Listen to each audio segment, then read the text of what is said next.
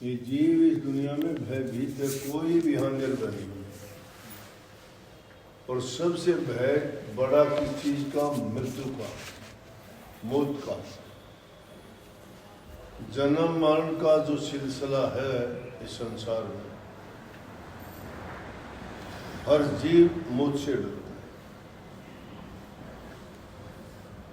लेकिन वाणी में कितनी अच्छी बात कही महापुरुषों ने फरमाया कि सतगुरु के हम नमन करते हैं, मत्था टेकते हैं उनके चरणों में, उनका एहसान मानते हैं कि जिन्होंने ये मार्ग बता दिया, सत्संग दे दिया, कि उस सत्संग में आके हम निर्भय हो गए। जो सतगुरु ने रास्ता दिखाया उसको पाके और सत्संग करके निर्भय हो गए। जितने भी लोग सत्संग से जुड़े, सतगुरु से नाम की दीक्षा ली, गुरु की आज्ञा का पालन किया। गुरु की आज्ञा है क्या? गुरु जीव के हित के लिए, उसके कल्याण के लिए। उनको कहते हैं अपनी नीयत को साफ रखो, पाप कर्म को त्यागो, बुराई के रास्ते को छोड़ के सच्चाई के रास्ते पे चलो, और जो तुम्हें नाम दिया गया उस नाम की कमाई करो। जो जो नाम की कमाई करते चले जाओगे, हृदय में जो अंधकार है, जो अज्ञान है हमारा, जो हमारे भरम है, जो रोजाना हमें मारते हैं, भरमों के कारण रोजाना मरते हैं। कभी रोग के डर से मरते हैं, कभी भूत प्रेतों के डर से मरते हैं, कभी टूना टसवन से डर के मरते हैं, कभी पितर भूतों के नाम से डर के मरते हैं। मौत नहीं आती है, डरे हुए हैं। इसलिए सतगुरु का जो उपदेश है वो इस जीव को इन भ्रमों से निकालता है। जो शक्ति, जो ताकत, जो बल, जो बुद्धि, जो विवेक इंसान के रूप में जो जीवधारी आते हैं उनको है, वो किसी जीव को नहीं। और उनसे भी सुपर पावर सतगुरु की। जब उस सुपर पावर के पास चले जाते हैं तो भय किस चीज का? उनसे तो काल भी भय खाता है, उनकी तो माया भी ताबेदारी करती है। दो ही चीज संसार का खेल बनाते बिगाड़ते हैं, कर्मों में जीव को बांध के फंसा के। इसलिए महापुरुषों ने वाणी जीव को निर्भय करने के लिए कि निर्भय हो जाओ। निर्भय कब होगे? जब जीवित मरने का मंत्र मिले। जीवित मरने का मंत्र क्या है? वो है कि इंसान अपनी रूह को, जो काल और माया के नीचे दर्जे में फंसी हुई है, उससे निकाल के उन रूहानी मंडलों से गुजरती हुई शब्द की धुन को प्राप्त कर लेती है और नूरी गुरु का दीदार करती है।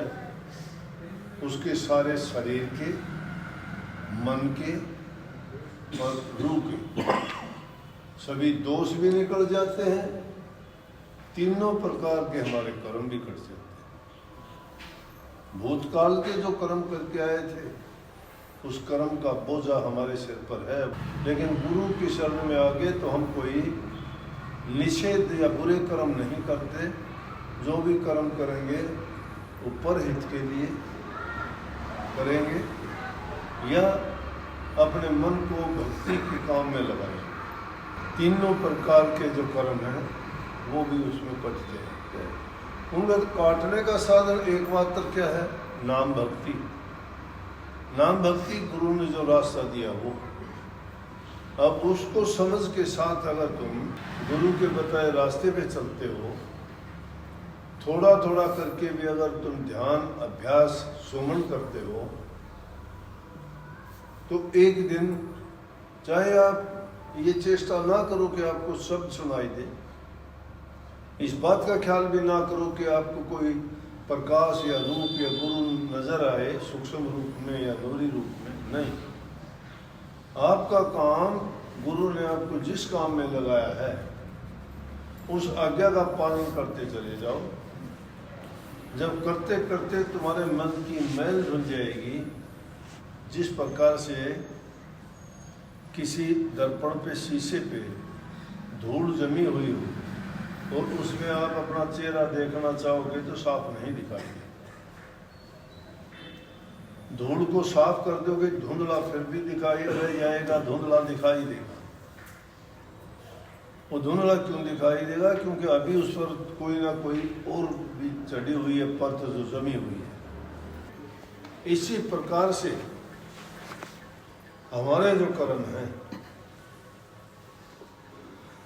जब तक वो पूरे नहीं निकल लेते तब तक ये आप सोच भी ना लेना कि आपको प्रकाश रूप या ध्वनि सुनाई दी। वो इतनी सस्ती चीज नहीं है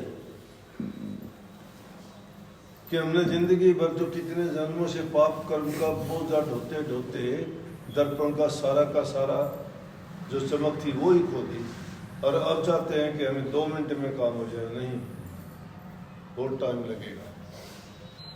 लेकिन उसके लिए इस बात का यकीन रखो कि गुरु ने हमें पर्चा लिख के दिया कि तेरा काम होगा। वो करते करते एक दिन ऐसा आए कि आपके बंद दरवाजे खुल जाएंगे। जिस प्रकार से मंदिरों में घड़ियाल बजनी शुरू हो जाती हैं, आरतियां उतरनी शुरू हो जाती हैं, प्रकाश ही प्रकाश फैल जाता है, सारा का सारा वहाँ का वातावरण जो है राम नाम में विलीन हो जाता है। इसी प्रकार से जब उन रूहानी ऊंचे मंडलों में पहुँचोगे और तुम्हारे मन और रूह पवित्र जब हो जाएगी, सब ये पाप कर्म का बोझा उतारने के बाद, फिर देखना वो आनंद और शांति मिलेगी। वो आपको बिल्कुल निर्भय कर देगी। आपको पता लग गया कि मेरा जो काल जाल सब कट चुका है, मैं स्वतंत्र हूँ। ये दुनिया मिथ्या नजर आएगी और ये मिथ्या दुनिया में आप कभी भी नहीं चाहोगे फंसो। इसलिए महापुरुषों ने कहा है कि तुम निर्भय होकर सत्संग देखो, वो तुम्हारे काम आएगा, तुम्हारा कल्याण करेगा। कि ये तुम्हारा चरखा है, ये चरखा, ये पिंजरा है। वो पिंजरे के अंदर जीव बंद है और ये 5 और 25 का ताना बाना बन रखा है। 3 गुण रूपी ईश्वर माला चढ़ाई हुई है। माल जो घूमती है चरखे को, उसको माला बोलते हैं। वो माला कदे गल में डालने वाली माला ना समझना। वो 3 बटों से बटी हुई है, रजोगुण, तमोगुण और सतोगुण से। वो माल इस चरखे को घुमाती है। 5-25 का बना चरखला त्रिगुण माला दे चढ़ा और कहता है कि हम कौन है? सतनाम रूपी। काटने का मतलब सुमन करना, निर्भय हो सत्संग देखना। आगे वाणी में कहा 9 मन सूत्र उड़ जा हुआ है घट में 9 मन, 5 और 4 का 5 तत्व हैं मुख्य। पृथ्वी, जल, अग्नि, वायु, आकाश 5 और 4 मन, बुद्धि, चित्त और अहंकार, वो 4 और 5 ये इसको ऊर्जा रखे हैं। 9 मन सूत्र ऊर्जा घट अंदर, इस घट के अंदर उलझे हुए, जिनको दूसरी वाणी में कबीर साहब कहते हैं 5 विषय 10 रूप जिन्हों का मूल उखाड़े। 5 विषय है तो वो 9 मन सूत्र जो उलझा हुआ है, सतगुरु मिले तो उसको जगह नहीं सुलझता किसी से। निर्भय और सत्संग देखो। अब कई भवसागर का टेढ़ा मारे। सतगुरु के सत्संग में लगातार आओगे तो सब भेद खुलते चले जाएंगे और जो उनकी बात को मान के उनकी आज्ञा का पालन करके गुरु से प्रेम, प्रीत और प्रतीत का नाता, गुरु में पक्का यकीन, विश्वास और आस्था, दृढ़ विश्वास जब तुम्हारा हो जाएगा। स्वामी जी महाराज लिखते, गुरु लगे जिसे अति प्यारे, अनुकूल कुटुंब सब प्यारे। जिनको गुरु बहुत प्यारे लगते हैं वो अपना कुल कुटुंब का भी उद्धार कर देता है।